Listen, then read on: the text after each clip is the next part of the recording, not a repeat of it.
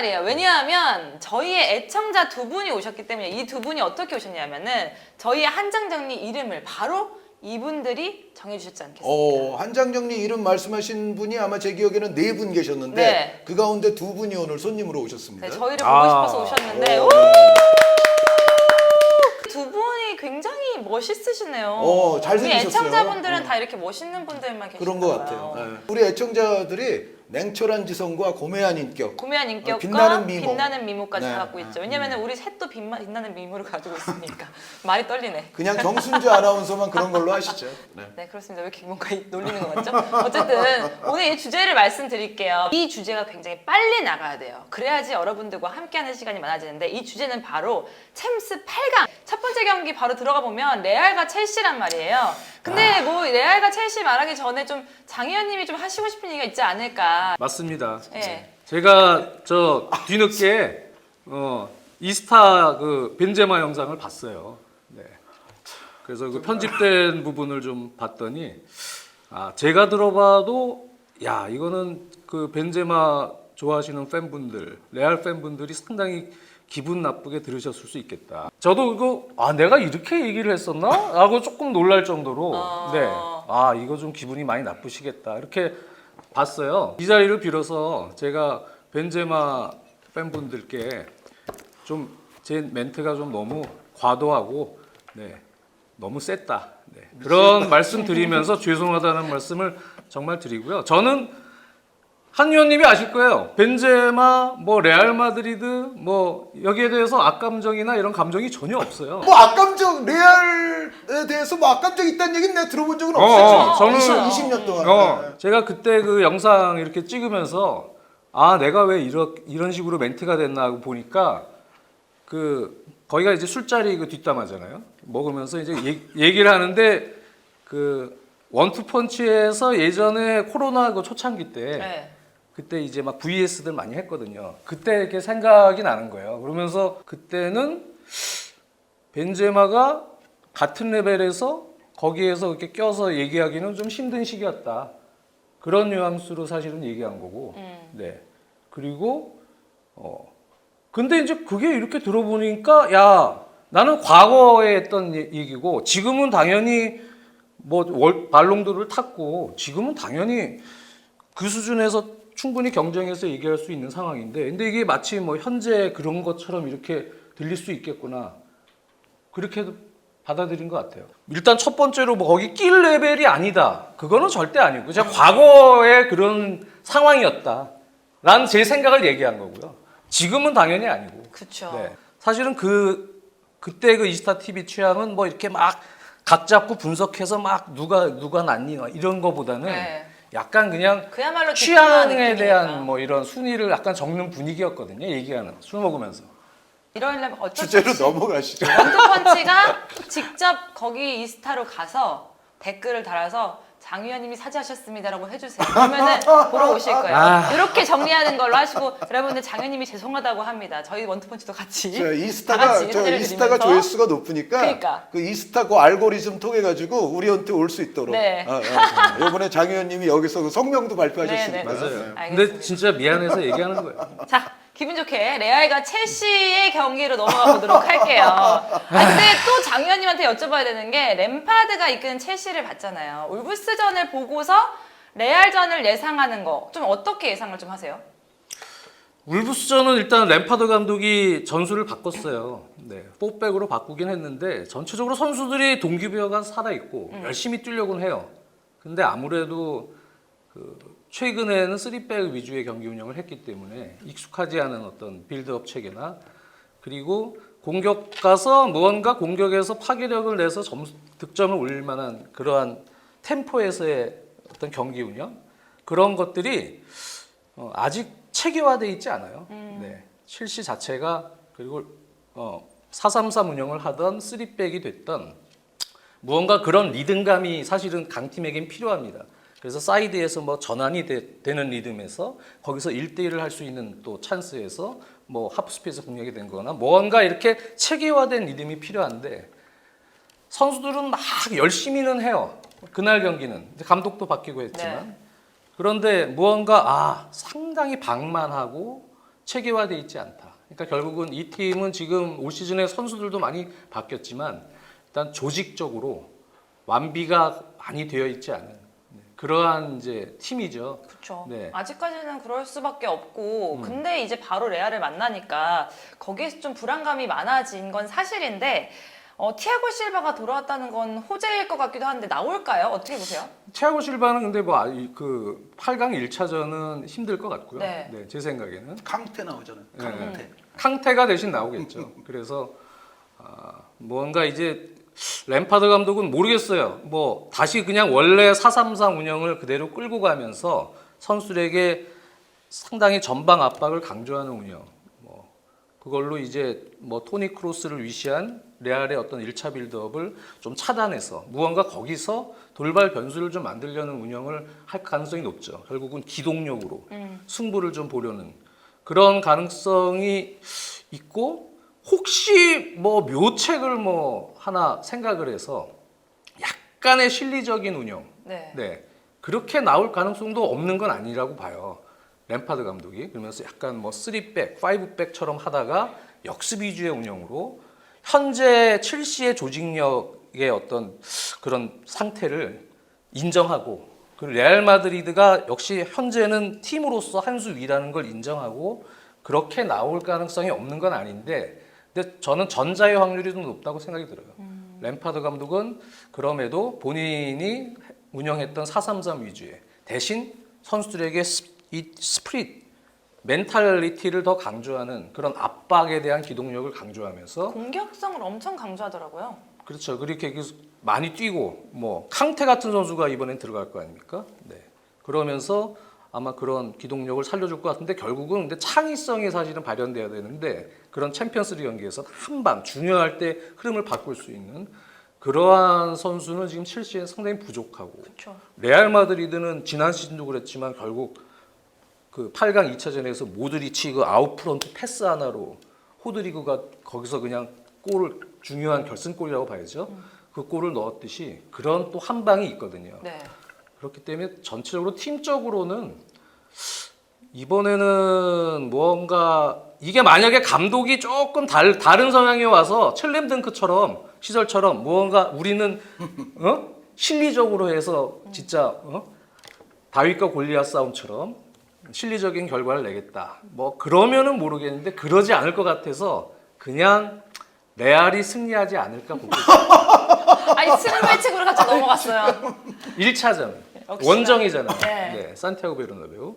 아니 근데 첼시가 레알한테 많이 강했잖아요. 역대전적에서는 역대전도 강하고 거의 한 번밖에 안 졌어요. 원정에서도 잘했잖아요. 네, 계속 이 3번 연속 만나는 거잖아요, 지금.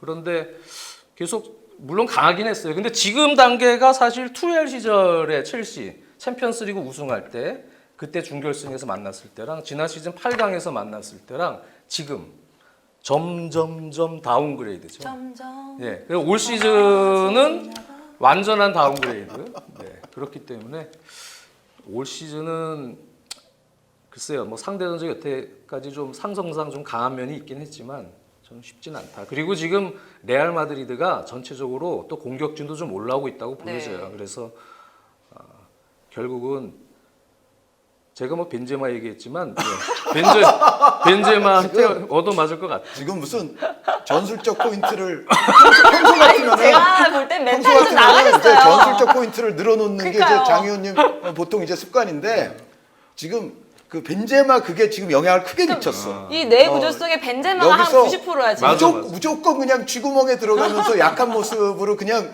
레알이 이길 것 같아요. 그냥 끝내는 거야. 아니 근데 야, 그런 것도 정말 있고 조금 램파드한테 그렇게 막 드라마틱한 변화를 기대하지는 않는 것 같아요. 그게 맞아요. 네. 아니 사실은 지난번에 저희 이제 그 편집본이 어떻게 나갔을지 모르지만 장 의원님은 사실은 임시 감독보다는 그쵸. 그냥 그래도 나겔스만이 됐든 다른 감독이 됐든 빠른 시점에 정식 감독이 오는 게 좋다고 말씀하셨잖아요. 그리고 제가 오히려 질문을 했잖아요. 그때 램파드 임시 썰이 있는데 그거 어떻게 생각하세요? 그런데 아이 그건 뭐 장 의원님 그때 대답은 전 반대였죠. 그거 될 것 같지 않고 그날 뭐 구경 온 거고 뭐 그리고 이제 본인도 그 동의하지도 않고 뭐 이제 그런 느낌이었거든요. 근데 딱 그 다음날 램파드가 딱 돼버린 거야. 바로 한 24시간도 안 돼서 저도 놀랐어요, 램파드가 왔다고 얘기를 했잖아요. 그래서 아마 이 브루노 코치한테 그 남은 그걸 그냥 맡기기에는 빨리 선임하기가 지금 불가능한 걸 확인했으니 근데 브루노한테 그냥 맡기기에는 챔피언스리그도 그렇고 힘드니까 그냥 램파드를 일단 와서 경험이 있으니까 그래도 안 친 것 같은데 근데 뭐 램파드가 이거를 극복해 줄지. 근데 사실 예전에 디마테오 때도 기대는 전혀 없었긴 했거든요. 근데 이번 같은 경우는 사실은 그때는 그래도 그런 일말의 기대감이라는 게 조금 있었는데 네. 지금은 팀이 너무 안 좋아요.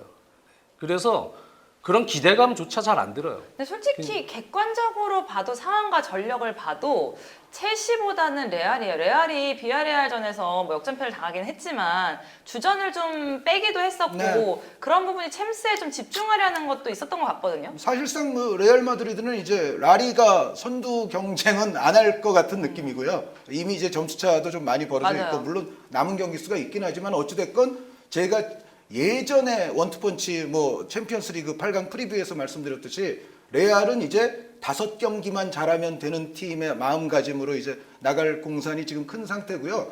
이 경기에 이제 일단 포인트는 일단 1번 장 의원님은 저렇게 말씀하셨지만 프랭크 램파드는 아마 본인의 첼렘 덩크를 노리고는 있을 겁니다. 아니 그거야 분명히 당연하죠. 있죠, 분명히. 그것은 이제 어떻게 보면 이제 램파드 입장에서는 이번 이 레알전 그리고 또 만약에 레알을 누른다면 그 이후에 있을 경기들이 자신의 여태까지의 그 추락한 지도자로서의 명예회복을 할 수 있는 정말 좋은 기회거든요. 기회다 이러면서 잡았을 거 아니에요. 그러니까 램파드 감독은 분명히 지금 첼렘 덩크 노리고 있다. 그게 1번이고요. 2번 일단 이 경기에서 이제 중요한 포인트는 역시 캉테 선수입니다. 캉테 선수가 미드필드에서의 엄청난 기동력을 발휘하면서 레알의 선수들을 최대한 방해를 잘 해주면 그러면은 이제 첼시도 좋은 경기를 할 수 있는 기반이 거기서 나오거든요. 특히 이제 캉테가 대적해야 될 선수들이 제가 봤을 때는 모드리치와도 대적을 해야 되고 벤제마와도 대적을 해야 돼요. 그러니까 아시다시피 벤제마 선수가 뭐 전방에만 머무르는 선수가 아니라 사실은 미드필드 지역으로 내려오는 빈도가 높잖아요. 그러니까 어떻게 보면 위치상으로 오히려 캉테 선수와 또 자주 부딪힐 수가 있거든요. 캉테가 모드리치나 벤제마를 상대로 어떤 퍼포먼스를 보여주느냐가 중요하고요. 그리고 이제 그다음 3번은 비니시우스와 이제 첼시 수비수들의 대결이에요. 비니시우스 선수가 올 시즌 센세이션을 일으켰던 지난 시즌 이상으로 지금 괜찮아요. 아주 지금도 폼이 좋고 그러니까 비아레알전에서 지기는 했어도 네. 비니시우스는 엄청나게 잘했거든요. 비니시우스의 폼은 요즘 아주 굉장히 극상으로 오르고 있기 때문에 여기서 그런데 첼시 팬들이 사랑하는 첼시가 자랑하는 리스 제임스 선수가 기본적으로 거기서 이제 격돌이 되고 리스 제임스와 더불어서 또 격돌해야 될 선수가 제가 봤을 때는 포파나 선수거든요. 그러니까 리스 제임스, 포파나와 비니시우스가 벌일 이 혈투 여기가 굉장히 중요하고 여기서 예를 들어 비니시우스 선수가 사실은 상대가 너무 또 긁으면은 네. 약간 또 욱할 수도 있거든요. 그런 상황이 먼저 나올지 아니면 리스 제임스라든가 포파나가 무리한 수비를 하다가 뭐 치명적인 파울이나 뭐 페널티킥 허용 같은 그런 장면이 먼저 나올지 사실은 이제 거기가 굉장히 이제 두 팀의 어떤 승부의 저울추를 재보는 아주 그런 중요한 지점이 될 것 같고 그리고 이제 결국 이 대결은 압박과 탈압박의 대결이 될 겁니다. 첼시는 기본적으로 이제 램파드 감독이 분명히 압박적으로 나올 거예요. 장 의원님이 두 가지 시나리오 압박으로 나가는 시나리오와 내려앉는 시나리오를 말씀해 주셨지만 네. 저도 전자 쪽의 확률이 높다고 생각을 하거든요. 거기서 이제 레알 마드리드의 그 노련한 선수들이 얼마나 당황하지 않고 탈압박을 잘해서 나올지 만약에 그렇게만 된다면 램파드 감독이 4백 쓰는 게 첼시 입장에서는 수비적으로 상당한 불안감을 자아낼 수도 있어요. 그러니까 예를 들어서 비니시우스가 들어온다. 그러면은 말씀드렸던 대로 리스 제임스 거기 이제 포파나까지 딸려 들어가거든요. 거기서 볼 나오면 그게 이제 그 장지현 의원의 벤제마에게 연결되고 거기서 사실 첼시는 수비수가 부족해질 수도 있거든요. 3백 쓰는 상황이 아닐 거기 때문에 거기서 이제 캉테가 물론 내려와서 수비를 도와주고 하기는 해야 되겠지만 만약에 레알 마드리드가 아주 유연한 물 흐르듯 탈압박을 보여주면 전체적으로 레알의 지금 램파드 감독의 체제는 수비 쪽에서 오히려 상당한 불안감을 노출할 수도 있어요. 맞아요. 그래서 그런 장면이 나오느냐 안 나오느냐. 그리고 마지막으로는 안첼로티 감독의 선택도 조금 궁금한 지점들이 있습니다. 뭐냐면 일단 레알이 리디거, 알라바, 밀리탕, 나초 이런 수비수들을 보유하고 있잖아요. 네. 근데 이 선수들이 제가 지금 호명한 선수들이 다 측면 수비도 볼 수 있거든요. 근데 상대적으로 지금 레알도 약점이 풀백 쪽에는 있습니다. 물론 카르바할 선수를 그냥 쓸 것 같기는 해요. 쓸 것 같기는 한데 안첼로티 감독은 사실은 그렇게 변칙수를 많이 쓰는 감독은 아닌데 과연 카르바할의 수비력을 이런 중요한 경기에서 믿을 수 있을 것인가. 그래서 혹시 이 자리에 다른 선수가 나올 수도 있지 않을까라는 생각도 잠깐 해보고요. 그리고 아마 왼쪽 수비에는 제 생각에는 카마빈가 선수가 나올 가능성이 높아요. 요즘 그래서 이제 카마빈가로 전체적인 추세로 봤을 때 카마빈가 선수가 레프트백을 보는데 그럼 또 센터백은 어떻게 될까? 만약에 카마빈가, 카르바할 그렇게 이제 양 사이드에 쓰면 센터백은 아까 말씀드렸던 여러 가지 옵션이 들어갈 수 있는데 밀리탕 선수는 물론 나올 건데 여기에 만약에 알라바가 나올지 리디거가 나올지 이것만 보더라도 안첼로티 감독이 이 경기에 대해서 무슨 생각하는지가 좀 나올 거예요. 그러니까 알라바 선수가 나오면 공격, 빌드업에 도움이 훨씬 많이 될 거고 리디거 선수가 나오면 제공권이라든가 몸싸움이라든가 이런 쪽이 아무래도 강화가 될 수밖에 없잖아요. 네. 그래서 과연 레알이 대충의 그림은 저도 있기는 있지만 워낙에 레알이 보유하고 있는 수비수들이 멀티성들이 많기 때문에 과연 4백 라인을 어떻게 구축할지 그리고 마지막으로는 이제 발베르데 선수를 어디에 쓸지도 좀 그러니까요. 궁금해요. 요즘 아주 커다란 사고를 쳐서 근데 징계가 징계가 이제 경찰에 신고가 됐으니까요. 네. 이제 그로 나올 수 인한 있을까요? 뭔가가 앞으로 생길 수는 있는데 첼시전에는 일단 적어도 나오겠죠. 이 1차전에 뭐 스포츠적인 징계가 될 것 같지는 않아서 첼시전에 나온다고 보여주는데 그렇게 되면 발베르데 선수를 우측 윙 쪽을 기본 포지션으로 주느냐 아니면 발베르데를 모드리치 크로스와 더불어서 중앙 미드필더를 주느냐. 만약에 발베르데가 아예 중앙 미드필더를 기본 포지션으로 들어오면 호드리구가 아예 선발로 나온다는 얘기인데 이 얘기는 안첼로티 감독이 홈에서 처음부터 공격, 득점으로 아주 밀어붙여서 누르고 싶어요라는 그런 의지를 드러내는 거예요. 그런데 만약에 그래도 호드리구 선발을 안 쓰고 뭐 예를 들어 카마빈가를 왼쪽에 썼으면 추아멘이 크로스, 모드리치 뭐 이런 식으로 쓰고 발베르데를 기본 포지션을 일단 뭐 오른쪽 윙으로 잡아주면 그거는 안첼로티 감독이 그래도 첼시의 저력이 있기 때문에 약간은 좀 밸런스에 신경을 쓰는 이제 그런 포진이 될 수가 있는데 그래서 레알 마드리드는 4백의 한두 자리를 어떻게 구성할 것이냐 그리고 발베르데를 좀 더 앞으로 놓을 것이냐 아니면 좀 뒤로 놓을 것이냐 그러면서 호드리구를 처음부터 기용할 것이냐 안 할 것이냐 요거는 아마 좀 흥미로운 대목으로 그날 경기에서 지켜보시면 될 것 같습니다. 결국에는 램파드 대 안첼로티의 생각이 어떨지가 굉장히 궁금해지는 경기가 아닐까라는 생각이 들면서 안첼로티 감독이 근데 생각보다는 정말 조심스럽게 나올 가능성이 있죠. 첼시라는 팀 또 스쿼드를 역시 존중하고 그 저력이 있으니까. 예, 저력이 있다고 생각할 텐데 오히려 지금 첼시 경기를 더 깊숙이 본 사람들이 더 기대를 안 하는 것 같아요. 비현님 표정에서도 느껴져요. 예, 그러니까 이게 기대할 만한데 경기를 볼 때마다 힘들겠구나. 이런 식으로는 힘들겠구나라는 생각이 들거든요. 근데 캉테는 지난 복귀 전에 나왔을 때 컨디션은 좋았어요. 좋아 보였어요. 그래서 이번에 한 경기 쉬게 해주고 이번에 에너지를 보충시켜서 나오는데 캉테는 진짜 큰 역할이죠.